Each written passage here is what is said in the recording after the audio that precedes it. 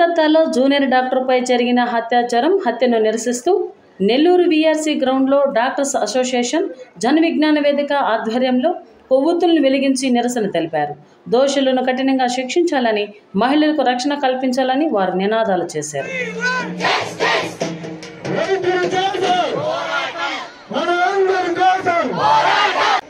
ఎక్కడమ్మా నీవు లేనిది